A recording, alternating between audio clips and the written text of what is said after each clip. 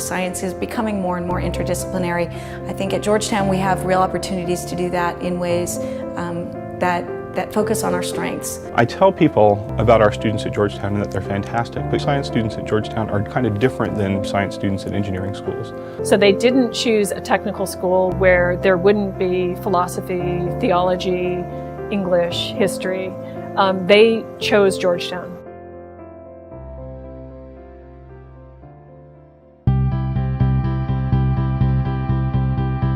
My own research, I'm an infectious disease researcher, or more specifically, I'm a parasitologist.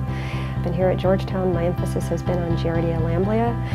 If you've gone camping or you have a dog, you've probably encountered Giardia. It's actually the most common parasitic intestinal infection in the US. The work that I do is building eavesdropping countermeasure systems. What I'm studying are techniques to improve the privacy properties of communication systems to make them less vulnerable to what's called traffic analysis and other types of attacks where some adversary is listening to communication and trying to build up profiles of what people are doing online. I'm a professor in the biology department. I still have an active research laboratory.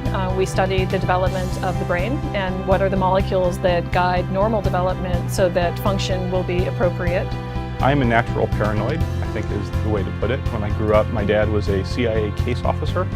We spent a lot of time overseas spying on people. My grandfather was deputy director of DIA. My uncle was also a CIA case officer, so I come from like an intelligence background family, which I think probably is one of the things that made me paranoid enough to become a computer security person.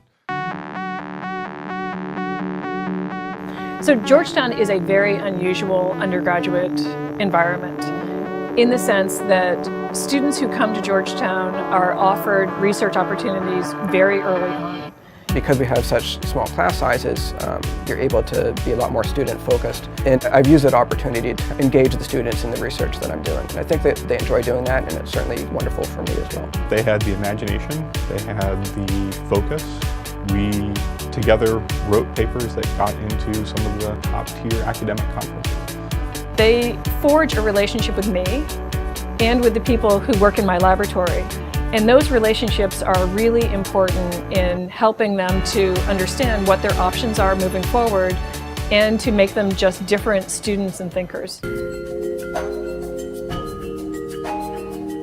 I think science right now is inherently interdisciplinary, and we're looking at that not just in our research but also in our education. Right? You can no longer just be defined by the narrow box about, as long as you've had a good biology education, you're good to go.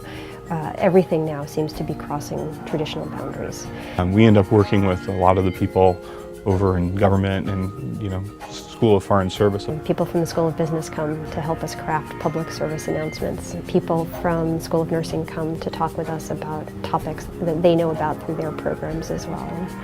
It's interesting because I tell people about our students at Georgetown and that they're fantastic, but computer science students at Georgetown are kind of different than computer science students at engineering schools.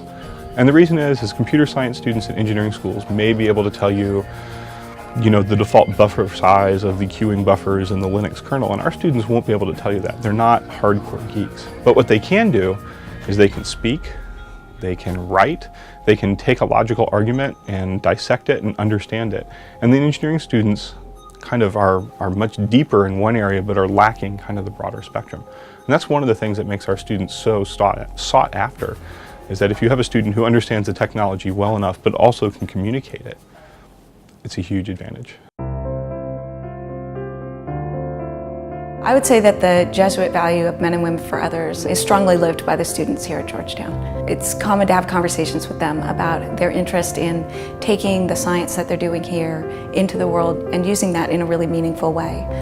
In the Department of Biology, for example, students have the opportunity to do a senior research thesis project that focuses on science education and science pedagogy. And students go in and teach 9th grade biology and also anatomy and physiology classes. It's all done in very close partnerships with the classroom teachers, but it gives the classroom teachers the opportunity to see new ideas and some science expertise being brought into the classrooms.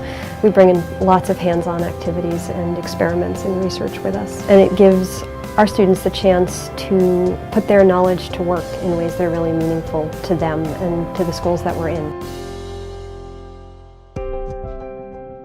So, you talk about the whole person and career personalis, and I keep in touch with a lot of my old students through, actually Facebook makes it easy, computers again, and pretty much all the feedback I've ever gotten from people who go to graduate school say, I have been ready for graduate school. And I was afraid that because I didn't have an engineering background where I took, 30 computer science classes instead of 17 or 18, I wouldn't be ready.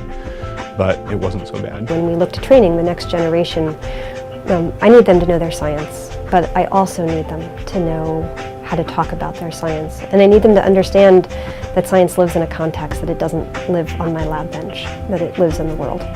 Where our students go is a great indication of the diversity, both in terms of the interests but also the strengths of our faculty and students here. Students leaving Georgetown with a degree in any of our sciences go off to have great careers in science, medicine, law, policy.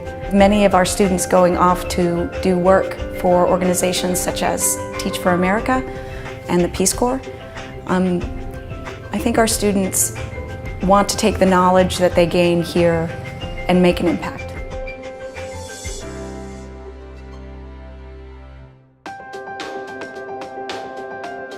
The Video Science Center is phenomenally exciting. I actually spend, when I come in the mornings and I park in the garage, I spend my time looking out at the men welding the new building because